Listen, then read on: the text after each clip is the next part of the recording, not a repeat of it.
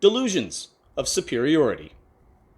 With restaurants and most retail stores reopening, I thought this would be the perfect opportunity to focus on something our servers, clerks, cashiers, and bartenders deal with on what I have to imagine is a daily basis. The delusion of superiority from patrons. That is, the idea of sitting down to eat a basket of buffalo chicken fingers or taking advantage of a sale on Life brand sunblock not only exalts somebody to the societal rank of lordship, but inheriting the archaic attitude that's perceived to go along with it. Like picture yourself being annoyed by and snapping at a clerk offering a friendly greeting in the vestibule at Best Buy. That sounds completely insane when you think about it. We're not even in the store yet, but people do it. Or restaurants. There are those who purposely line up impossible expectations for immediate attention and or demands for customized special treatment, as though a minefield has been dispatched by this deluded customer solely to enforce the swatting glove of their supposed upper crust class level upon the lowly pauper who means to serve them.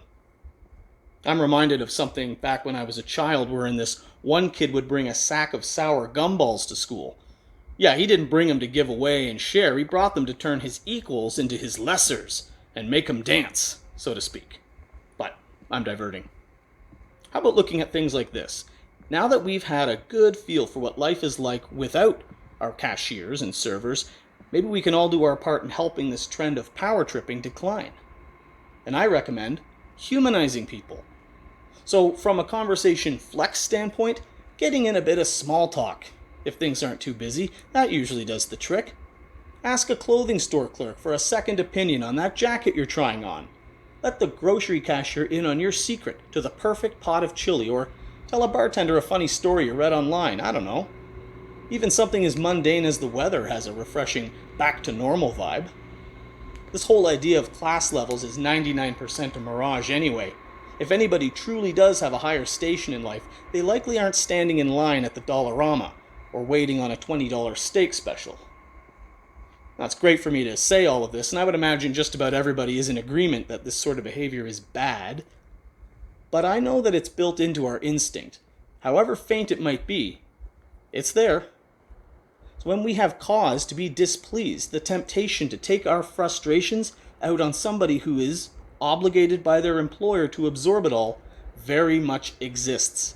We've just got to resist that. And complaints are one thing.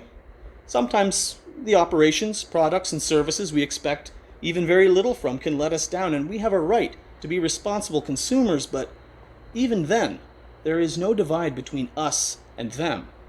It's just us. It might help to look at different perspectives.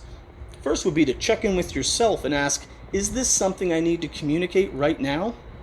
If so, because maybe, do I need the person I'm communicating with to feel like garbage? And then, is my lone custom really that integral to the success of this business that I must spackle the employees with my poor attitude?